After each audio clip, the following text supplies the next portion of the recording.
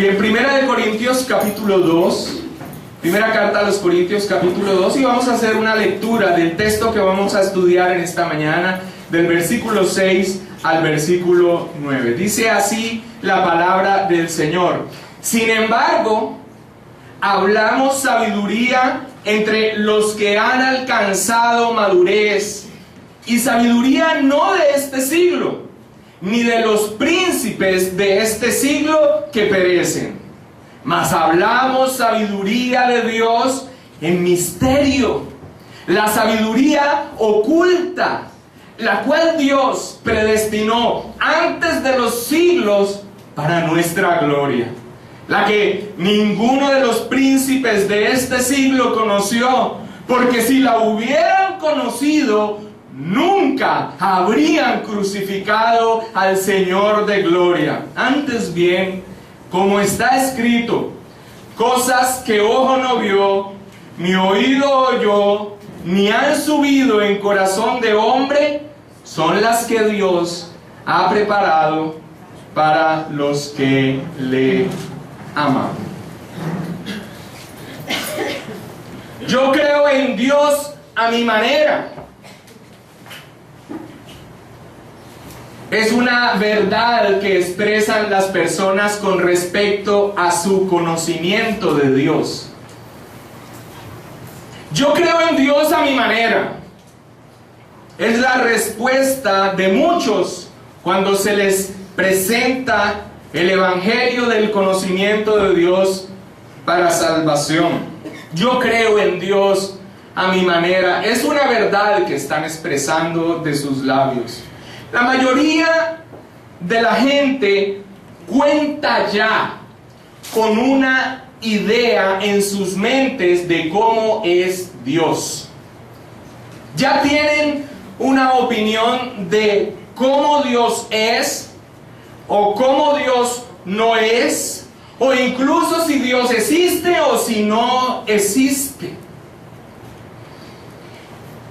El ser humano puede imaginarse cómo es Dios, pero al momento de conocer real y verdaderamente quién es Dios, las opiniones humanas son irrelevantes. Y son irrelevantes porque, hermanos, no son más que especulaciones.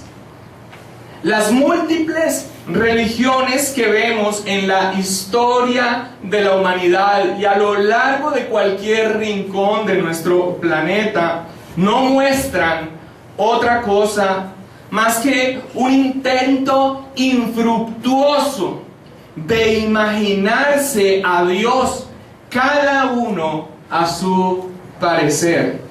Pero finalmente, el objeto de su adoración, por más que en diferentes lugares hayan esmerado en dar una imagen de lo que imaginan de Dios, finalmente el objeto de su adoración no será más que un ídolo abominable.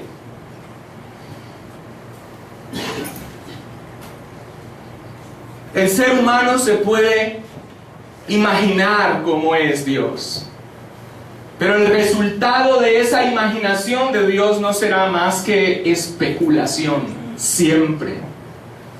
Ahora, no solamente en las manifestaciones de religiones que nosotros podemos ver a lo largo de la historia de la humanidad, podemos ver ese intento del ser humano que siempre es infructuoso de imaginarse a Dios. Aún en un trasfondo cristiano como el que vivimos en el occidente, cuando las personas se forman una imagen de quién y cómo es Dios, partiendo de su propia concepción, el resultado va a ser el mismo. A pesar de que se esté en un contexto occidental cristiano, y a pesar de que el resultado de su imaginación tenga por nombre un Jesús, o un Jehová, o un Espíritu Santo, finalmente no hay diferencia en cuanto al resultado de lo que brota de ese intento del ser humano de imaginarse a Dios por sí mismo, partiendo de su propia concepción. El resultado, hermanos, es lo que conocemos como superstición. Cuando ellos allá afuera dicen, yo creo en Dios a mi manera, realmente están diciendo la verdad. Se han formado un Dios a su gusto. Ahora, lo mismo, y permítame hacer este paréntesis en la introducción, lo mismo sucede cuando de alguna manera alguien se acerca a la Biblia, pero solo toma algunos atributos que le parece a él conveniente ver en Dios, pero deja de lado otros que desde su perspectiva no es muy conveniente enfatizar en Dios. Igualmente el resultado es el mismo. Un Dios que se ha formado a gusto de la persona. Hermanos, pero por más de que las personas ejerzan este trabajo de tratar de imaginar a Dios, aún dentro de un contexto occidental, aún acercándose de alguna manera a las Escrituras, pero finalmente formando a Dios de acuerdo a su conveniencia, Dios no se va a adaptar a la imagen que cada quien se imagina de Él. Juan Calvino al respecto escribió lo siguiente: Dios es siempre fiel a sí mismo y de ningún modo se transforma al gusto de las aspiraciones de cada cual. Dios es siempre fiel de sí mismo y de ningún modo se transforma al gusto de las aspiraciones de cada cual. Hermanos, el ser humano no cuenta con recursos propios que le permitan conocer a su Creador. Ni siquiera porque se encontrara en el estado en que se encontraba Adán. Porque la diferencia entre el Creador y la criatura es muy grande. Pero mucho menos en el estado actual, caído, podría conocer por sí mismo a su Creador a causa del pecado. El ser humano no puede conocer quién es Dios, cómo Dios es, a menos que Dios se dé a conocer, a menos que Dios se revele. No es por recursos propios. No hay nada que posea el hombre que le permita conocer ciertamente a Dios. Dios mismo debe revelarse para que la criatura pueda conocer quién Él es. Y eso es precisamente lo que el apóstol Pablo pasa a decirle a los corintios en el texto que vamos a estudiar en esta mañana.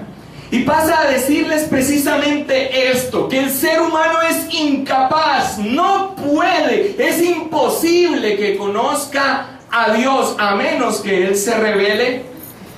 Pero lo pasa a decir inmediatamente después de que les ha recordado, que les ha reiterado cuál fue el mensaje de su predicación, cuál fue su actitud, la actitud que Él tuvo cuando estuvo en medio de ellos, y definitivamente en qué no se fundamenta el Evangelio para salvación. Y eso es precisamente lo que vimos el domingo pasado.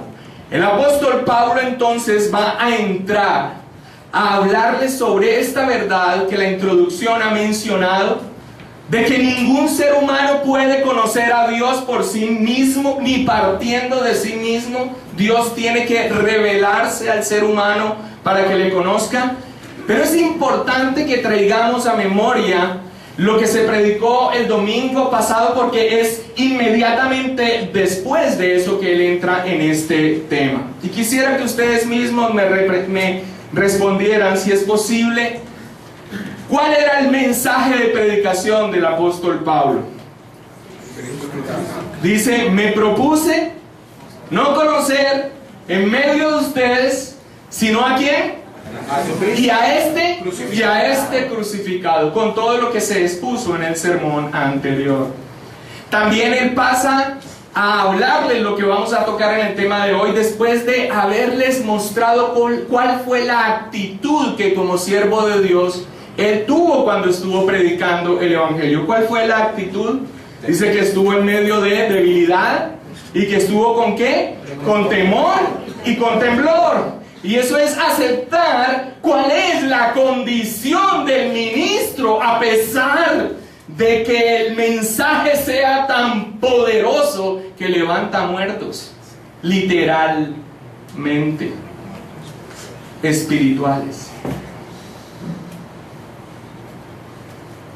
Y también definitivamente les dijo en lo que no se fundamenta el Evangelio para salvación. Él les dijo, haciendo un contraste con todo el tema que viene trabajando a los corintios, que es su apego a la sabiduría humana. Él les dice que de ninguna manera el Evangelio para salvación se fundamenta en excelencia de palabras. No se fundamenta en la retórica. Tampoco se fundamenta en palabras persuasivas de humana sabiduría. En conclusión, el Evangelio no se fundamenta en la sabiduría de los hombres. Y esto es lo que les acaba de decir a los corintios, que el poderoso Evangelio de Jesucristo para salvación no se fundamenta en la sabiduría de los hombres, y ahora entra a contrastar con una sabiduría que es distinta. Podríamos decir la verdadera sabiduría, la real y la que no perece. Versículo 6, y entremos entonces en el estudio del texto. Versículo 6, ¿estamos allí? Amén. Dice, sin embargo. Ahora es muy importante este sin embargo, porque sin embargo viene entonces relacionándolo con lo que acabamos de recordar. Sin embargo, hablamos sabiduría entre los que han alcanzado madurez, y sabiduría no de este siglo, ni de los príncipes de este siglo que perecen. Ahora, cuando Pablo dice que habla sabiduría entre los que han alcanzado madurez, es importante que nosotros sepamos a quién se refiere con los que han alcanzado madurez. La palabra que aquí está traducida como madurez es una palabra griega que es teleios. Y teleios significa completo o perfecto. Así que cuando aquí el apóstol Pablo está diciendo que a diferencia, en contraste de esa sabiduría que acaba de señalar, esa sabiduría humana, ellos hablan sabiduría entre los que han alcanzado madurez. No está haciendo referencia a que se habla sabiduría en aquellos que han madurado en la vida cristiana. Madurez, aquí, por lo menos aquí, no hace referencia a aquella madurez de quienes han madurado en su vida cristiana. Esta sabiduría que dice el apóstol Pablo se habla entre aquellos que son perfectos, y entre aquellos que son completos. Ahora, ¿quiénes son estos? ¿Quiénes son estos? Que son completos y que son perfectos. Amados hermanos, todos los creyentes. Todos los creyentes. En todos los creyentes, la obra redentora de nuestro Señor Jesucristo se ha hecho de manera perfecta. Ahora, por supuesto que hay un aspecto de la vida cristiana en la que el creyente debe ir creciendo, debe ir madurando en Cristo. Esta es una de las temáticas por las que también les ha jalado las orejas a los corintios, en los que eran como si fueran niños cristianos. Incluso les dice: me ha tocado hablar con ustedes como si fueran no creyentes, o sea, como a carnales, y no como a espirituales, con la enseñanza que ya dimos con respecto a lo que en algunos lados se habla de creyentes carnales. Hermanos, creyentes carnales es una contradicción. Todo creyente es espiritual, pero el llamado de atención es que le ha tocado hablar como si fueran no creyentes. ¿Por qué? Porque no han madurado, porque son niños en Cristo. Definitivamente hay un aspecto de la vida en que madurez se refiere a ese crecimiento natural que se debiera dar en medio de los creyentes. Pero aquí está diciendo el apóstol Pablo que esta sabiduría es la que se habla entre todo aquel que es perfecto, entre todo aquel que es completo. Y esa es la descripción de un creyente. Aquellos que han sido perfeccionados y completados por la obra poderosa de nuestro Señor Jesucristo. Veamos un ejemplo en cómo la palabra madurez se puede encontrar muy cerca la una de la otra en un momento, mencionando esa madurez que se necesita de pasar de un niño a un adulto en Cristo, a esa madurez o perfección que habla acerca de todos los creyentes. Sin perder el texto de estudio, vamos a Filipenses capítulo 3, versículo 2. Ahora, de antemano les digo que el de dejar claridad con respecto a la sabiduría que se habla entre los que son maduros, entre los que han alcanzado madurez, tiene un propósito. Es tal vez el propósito central de la predicación en esta mañana. Así que no estamos haciendo meramente un ejercicio académico. Nos es importante saber a qué se refiere cuando habla madurez. Y voy a sustentar la madurez que yo les vengo diciendo que es un cristiano, un creyente, alguien que es perfecto, alguien que es completo. Filipenses capítulo 3, versículo 12, encontramos al apóstol Pablo escribiéndole a los filipenses y describiéndose a sí mismo, en el sentido de que él, aunque ha caminado fuertemente en la vida cristiana, él no pretende haberlo alcanzado ya. ¿Estamos allí? Mira lo que dice 3:12. Dice: no que lo haya alcanzado ya, ni que sea ya, ¿cómo? Perfecto. Muy bien, ese perfecto es la misma palabra teleios que se utiliza cuando estamos leyendo 1 Corintios 2. Pues vamos a leer.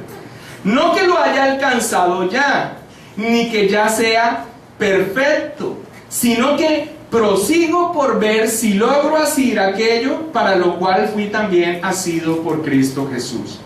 Aquí este tipo de perfección de la cual está hablando el apóstol Pablo, lo que está diciendo es: mire, yo necesito seguir creciendo en Cristo. Yo necesito seguir creciendo en Cristo. La santificación, la madurez cristiana es algo que todo creyente debe caminar hasta el final de sus días. Siempre, hermanos, siempre tendremos para crecer y crecer y crecer en el Señor. Pues imagínense esto: la figura que debe ser formada en nosotros es Cristo Jesús.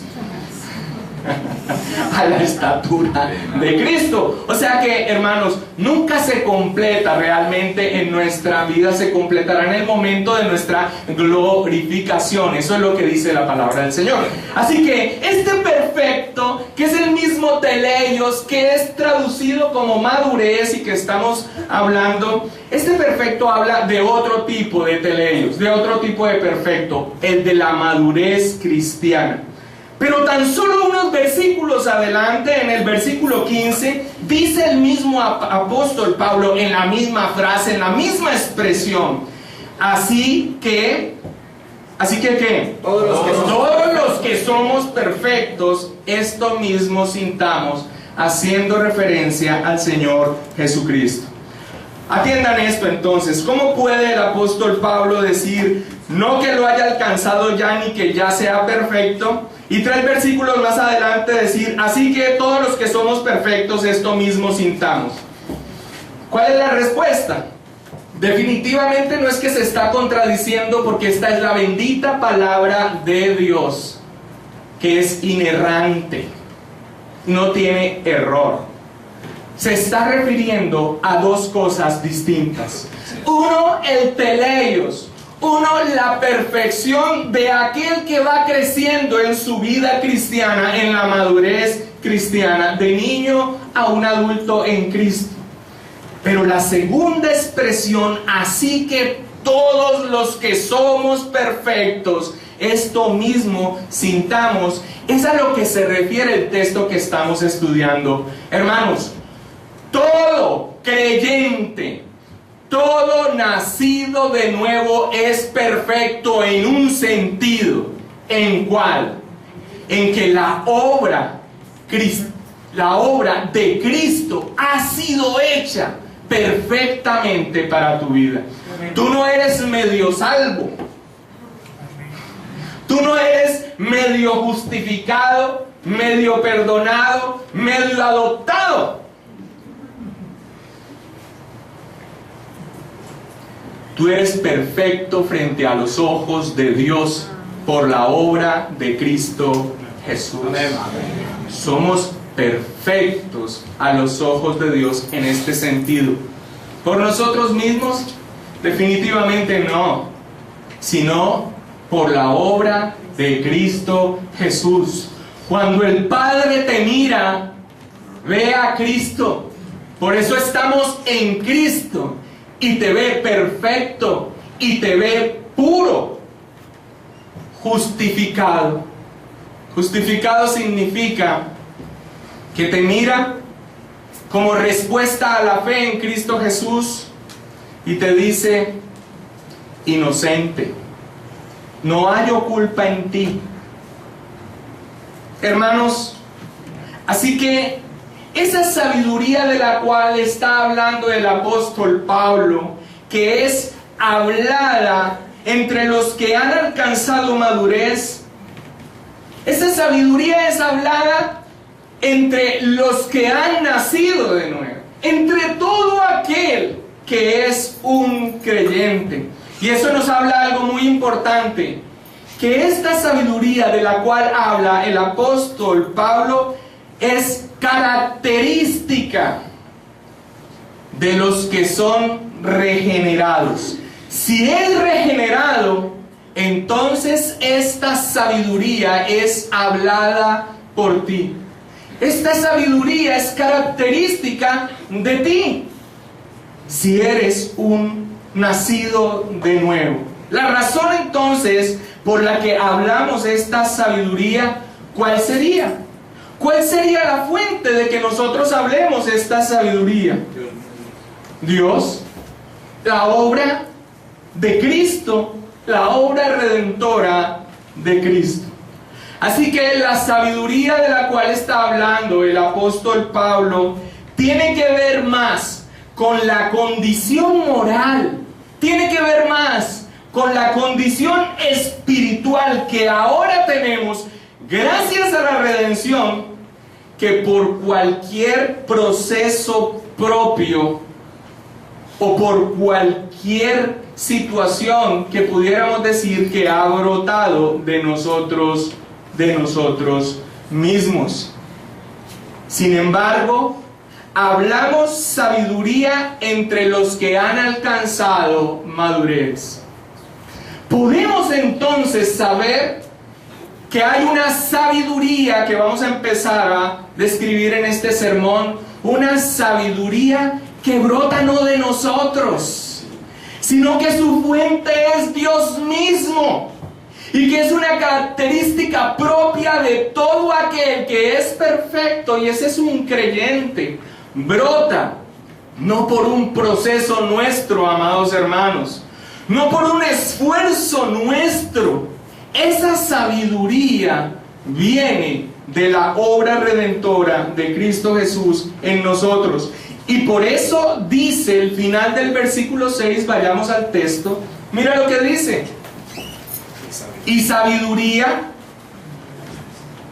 no de este siglo, ni de los príncipes de este siglo que perecen.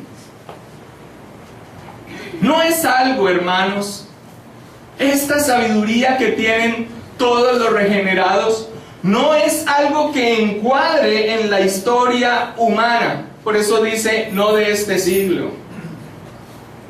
No es algo que proceda de las más capacitadas mentes que se pudiera pensar. Por eso dice, ni de los príncipes de este siglo, que por cierto da una descripción certera con respecto a ellos. ¿Cuál? Que perecen, mostrando su limitación. Es una sabiduría, hermanos, cuya fuente no es el hombre, es divina.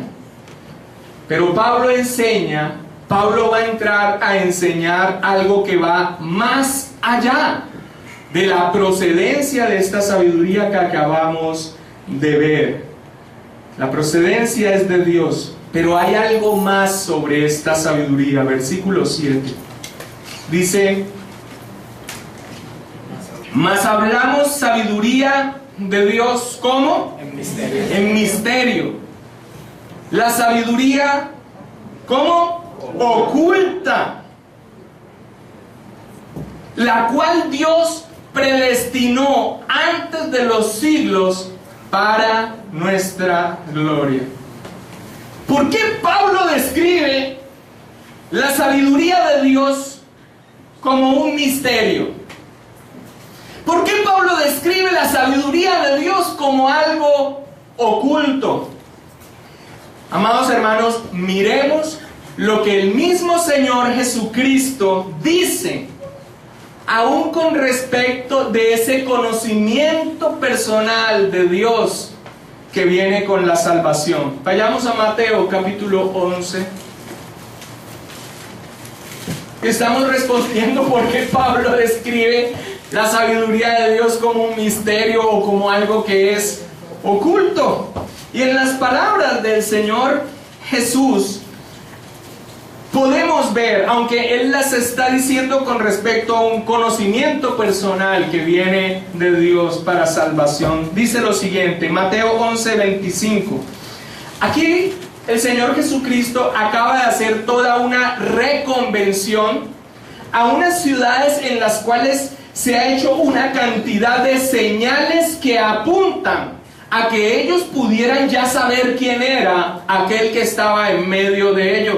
Pues precisamente ese es el objetivo de los milagros, ese es el objetivo de las señales, señalar que Jesús es el Cristo. Pero estas ciudades no creyeron, eran ciudades incrédulas. Pero mira la expresión que tiene el Señor Jesucristo en Mateo 11:25. En aquel tiempo, respondiendo Jesús dijo: va a dar una alabanza al Padre por algo específico. Dice: te alabo, Padre, Señor del cielo y de la tierra, porque... ¿será que mi Biblia dice mal? ¿Porque qué? Escondiste estas cosas de los sabios y de los entendidos y las revelaste a los niños. Nueva Versión Internacional nos deja más claro: a los que son como niños, a los que son como niños. Pero el versículo 27 dice algo más. Pastor Pablo, por favor. 27. Sí. Todas las cosas me fueron entregadas por mi Padre, y nadie conoce al Hijo sino el Padre, ni al Padre conoce a alguno sino el Hijo, y aquel a quien el Hijo lo quiera revelar. Tremendo que haya una expresión de exaltación del Hijo al Padre, porque Él ha escondido estas cosas de los sabios y de los entendidos. Describe entonces el mismo Señor Jesucristo a este conocimiento de Dios como algo que es escondido voluntariamente, como un acto de Dios a algunos que aquí son descritos como sabios y entendidos, y es revelado a otros que son como niños. Vayamos a un texto más, Mateo capítulo 13, versículo 10, y estamos respondiendo, ¿por qué Pablo describe la sabiduría de Dios como un misterio? ¿Por qué la describe como algo oculto? Mateo 13, versículo 10 y 11. ¿Estamos allí? Amén. Entonces, acercándose los discípulos, le dijeron, ¿por qué les hablas por parábolas?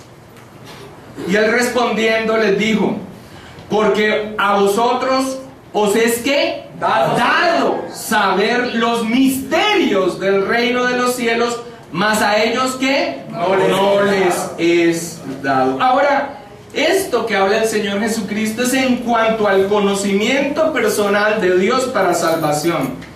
Pero esto se aplica a todo lo que se refiere a la sabiduría de Dios. Hermanos, la sabiduría de Dios es descrita por el apóstol Pablo como un misterio.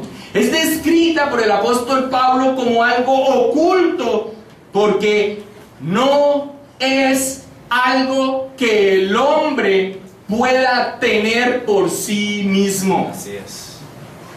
La sabiduría que se habla en medio de los que son creyentes perfectos por la obra de Cristo, no es algo a lo cual ellos han llegado por capacidades propias.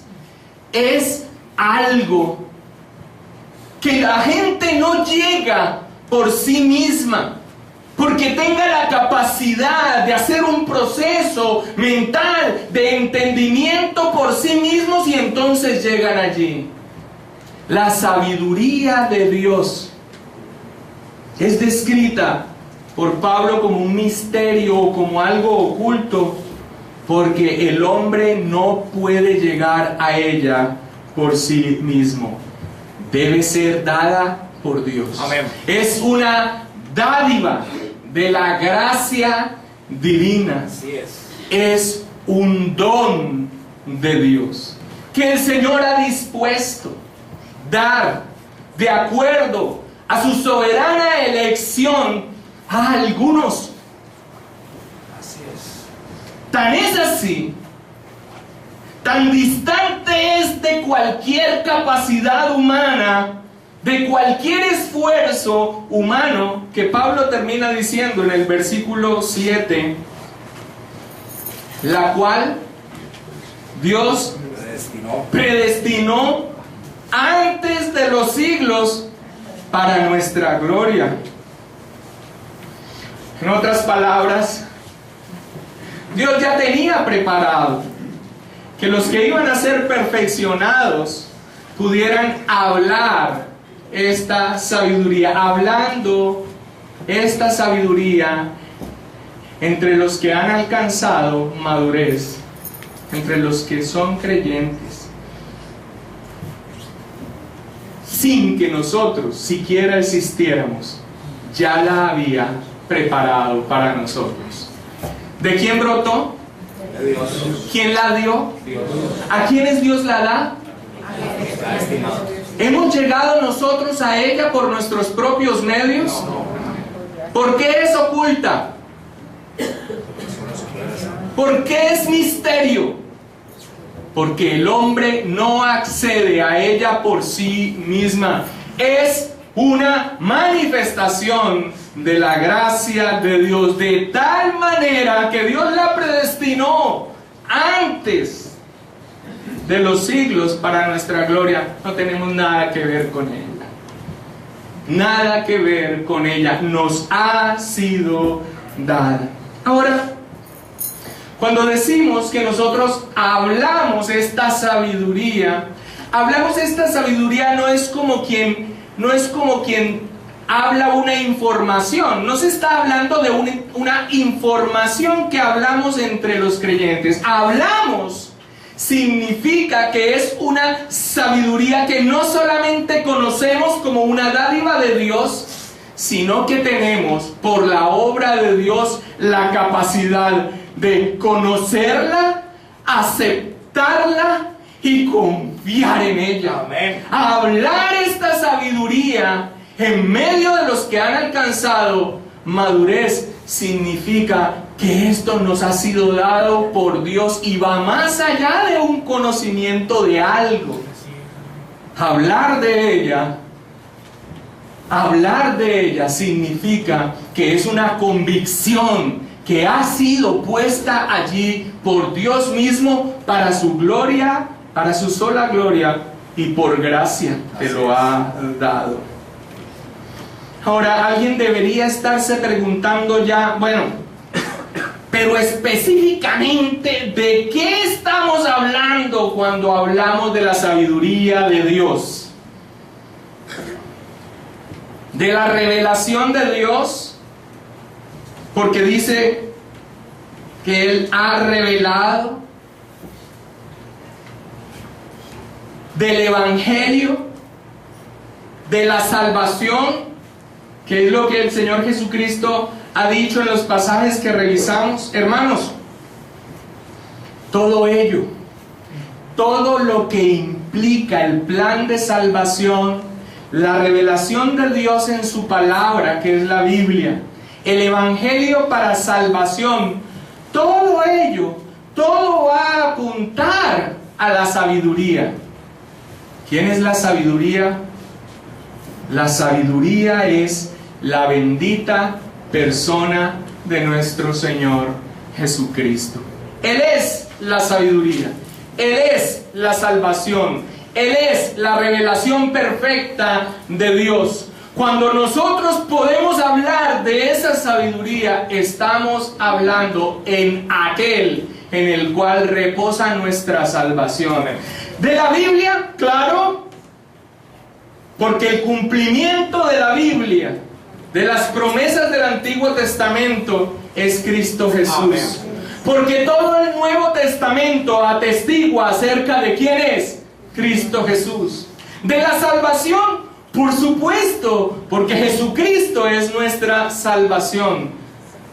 Versículos anteriores, en 1 Corintios, vimos quién es la sabiduría. 1 Corintios 1:24. 1 Corintios 1:24 dice: mas para los llamados, ¿estamos allí? Amén. Así judíos como griegos, Cristo, ¿qué? Poder de Dios. ¿Y qué? Y sabiduría de Dios. Y adelanto unos versículos más al versículo 30. Dice: mas por Él estáis vosotros en Cristo Jesús, el cual nos ha sido hecho por Dios sabiduría. Y la explicación de ello: justificación, santificación y redención. Hermanos, es una dádiva divina. Cristo y las convicciones que nosotros tenemos, la fe que tenemos en Cristo Jesús y lo que Cristo Jesús es para nosotros, es algo que nos ha sido dado. Es algo que nos ha sido dado. No llegamos a Él por nuestros propios medios. No es algo que una persona llegue por su propia reflexión, porque brotara de sí mismo, como un proceso personal y apartado de Dios al cual se llega a Cristo. Cristo, hermanos, es una manifestación de la gracia de Dios. Él es la gracia de Dios y Él es la sabiduría. De allí que Pablo, a continuación, presente la prueba reina de que ni siquiera las mentes más brillantes que se pudiera mencionar de este siglo conocieron la sabiduría. Brillantes y todo por sí mismas, como algo que brotara de sí mismo, no iban a llegar, no llegarían y no llegaron a esta sabiduría. Y el versículo 8 es el sustento, es la prueba reina que está hablando el apóstol Pablo. Dice, la que ninguno de los príncipes de este siglo conoció. ¿De qué está hablando? De la sabiduría, ¿cierto? Y dice, porque si la hubieran conocido, nunca habrían crucificado al Señor de gloria. Eso es lo que está hablando el apóstol Pablo. La prueba de que no brota del hombre, la prueba de que no es algo a lo que el hombre llegue por sí mismo, es que ni los príncipes de este siglo, y cuando habla de los príncipes de este siglo es porque pone delante de que es un argumento en donde dice las mentes más brillantes, las personas más capaces, los de mayor conocimiento, no tenían sabiduría, porque si la hubieran tenido no hubieran crucificado a Jesucristo. El mismo apóstol Pablo, con respecto a él mismo, da testimonio de esa ignorancia y muerte en la que se encontraba cuando por la gracia de Dios fue llamado. Ahora, el apóstol Pablo, hermanos, el apóstol Pablo era la figura más esperanzadora para los judíos en toda su formación. Él mismo, cuando saca su palmarés de quién era él, era el tipo wow,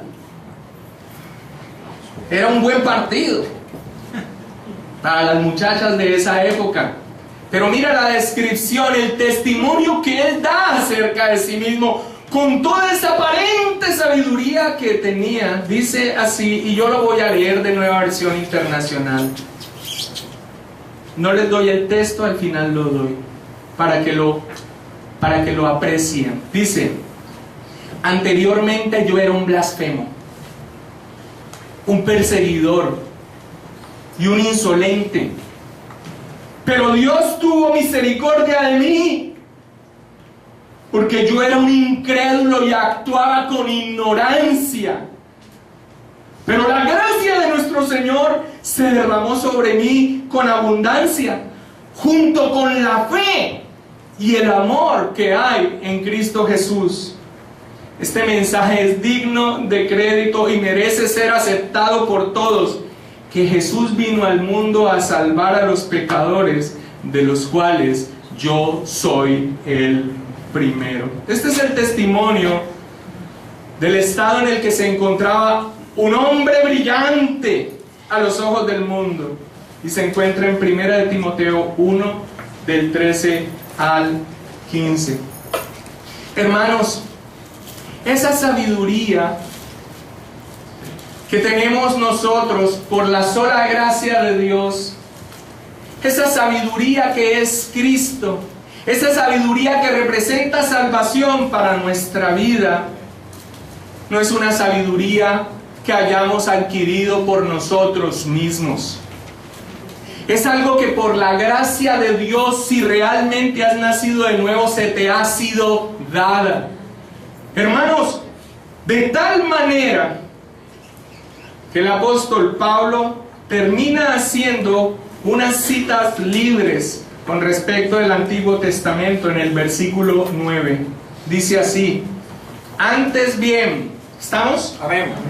Antes bien, como está escrito, cosas que ojo no vio, ni oído oyó, ni han subido en corazón de hombre, son las que Dios ha preparado para los que le aman. Y son citas de Isaías 64:4, Isaías 65:17 y Jeremías 3:16. Ahora Pablo cita estos textos, pero no en el sentido que nosotros tradicionalmente le damos y erróneamente, para hacer referencia a las maravillas que nos esperan en el cielo.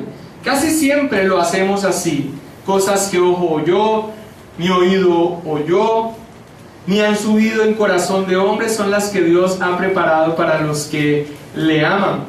Lo que Pablo trata de decir es que ni los ojos, ni el oído, ni el corazón del hombre natural pueden conocer o comprender la sabiduría que tan solo Dios ha preparado para los que le aman. Por eso él dice: cosas que ojo no vio, ni oído oyó, ni han subido al corazón del hombre, son las que Dios ha preparado.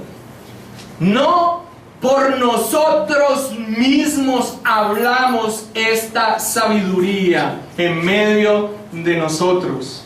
Ninguno de los medios que el ser humano puede usar, que el ser humano cuenta para percibir, analizar y asimilar los hechos, ojos, oídos y corazón, es más o menos lo que el apóstol Pablo trata de mencionar en estos textos que cita. Ninguno de los medios humanos va a proporcionar la sabiduría necesaria para entender la obra divina de salvación que Dios realiza. Todo lo que tiene que ver con nuestra salvación, toda esa sabiduría divina, la revelación de sí mismo a través de su palabra, es un proceso divino y la da como una dádiva a quien Él quiere. Nosotros no llegamos a ella por medios propios. Ahora alguien diría: pero ahí dice que son las que Dios ha preparado para los que le aman. Entonces, tal vez por lo que yo lo amé, entonces fue que me las dio. Pero Primera de Juan, capítulo 4, versículo 19, da claridad al respecto. Nosotros le amamos a Él porque Él nos amó primero. Hermanos, en estas predicaciones expositivas yo casi no doy aplicaciones del mensaje.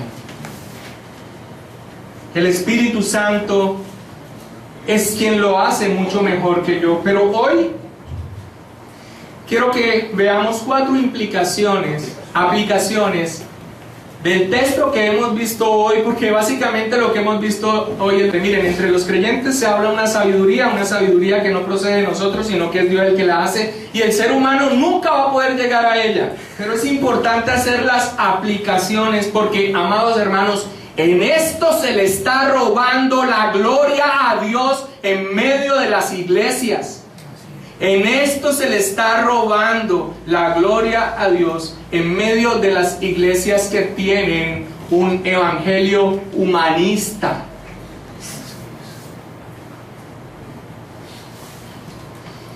Este sermón nos ayuda a ver en la correcta perspectiva la sabiduría humana. El hombre puede poner un pie en la luna. El hombre puede hacer muy buenos jugueticos, cada vez más amplios, cada vez más brillantes. El hombre puede hacer carros muy lindos, es más, puede hacer muchas cosas que son de beneficio para el día a día, pero el hombre jamás por sí mismo podrá acceder a la salvación. La sabiduría humana jamás llevará al hombre a conocer a Dios como verdaderamente Él es. La sabiduría humana no tiene la posibilidad de acceder a una sabiduría que Dios en su plan perfecto ha tenido oculta y que es un misterio a los corazones de los hombres, según el plan de Dios lo da a quien Él quiere. Jamás el hombre llegará a conocer a Dios por sí mismo. Pero hermanos, esto es algo en lo que muchos que se dicen cristianos tropiezan. Porque cuando ven algo en la Escritura que le es contrario a su razonamiento o lógica humana, lo desechan.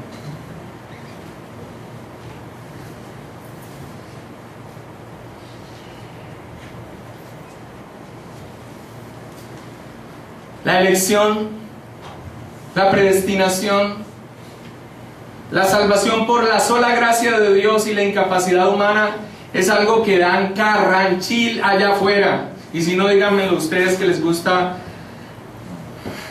publicar en ese Facebook y se hacen unas batallas enormes. ¿Por qué? Porque se tropieza en esto que debiera ser claro para nosotros. Nosotros no somos quienes vamos a conocer a Dios y mucho menos vamos a idear a Dios como nos parezca. El resultado de ello va a ser un ídolo abominable. Nos vamos a imaginar a Dios como a mí me parece que debe ser. ¡Terrible! ¡Terrible! A Dios lo conocemos por medio de su revelación. Y lo podemos hablar porque podemos hablar esta sabiduría en medio de aquellos que han sido perfeccionados.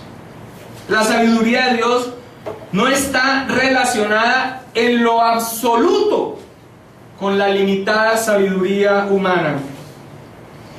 De allí que, y esta es otra aplicación que he mencionado en unos sermones atrás, de allí que tratar de complementar la sabiduría de Dios con la nuestra es un despropósito, es un sinsentido total. Pero eso es lo que se está haciendo. Hace poco mis suegros vinieron de Bogotá y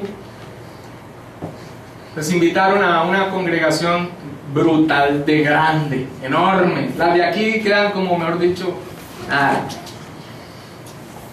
Y este fue el servicio. Fila, paquetico de cena, adoración, 1:30, obra de teatro, predicación, 35 minutos, leer un versículo, hablar psicología. Pasan los tarros de la ofrenda, sale porque entra el otro y así los 7 cultos que hay. Hermanos, han complementado maravillosamente la sabiduría de Dios. Maravillosamente. Jamás la sabiduría de Dios está relacionada con la limitada sabiduría humana. Otro punto de aplicación es: no te desanimes en cuanto al conocimiento de Dios a través de su palabra. No te desanimes, porque si has nacido de nuevo, no solo comprenderás, sino que, y esto es lo más importante, aceptarás y confiarás plenamente en las cosas de Dios. Estás capacitado. Dios te ha capacitado con tu Santo Espíritu para que cuando vayas a la palabra, porque esto no pasa por ósmosis, este no es el enchufe de la USB, hermano, comprenderás, pero sobre todo aceptarás y confiarás totalmente en lo que la sabiduría de Dios te da.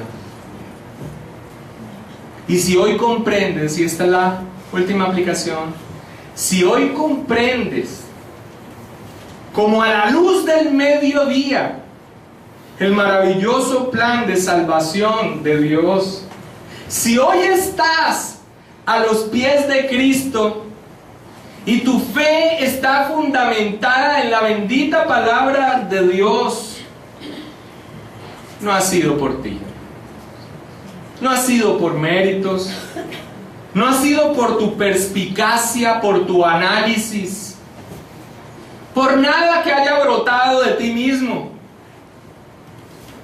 Es una dádiva de Dios, y eso nos da un aporte enorme para nuestra vida cristiana. Nos permite estar en la condición por excelencia que el creyente debe estar. ¿Cuál? Humillados delante de Él, totalmente dependientes delante de Él. No fui yo, fue Dios, fue Él.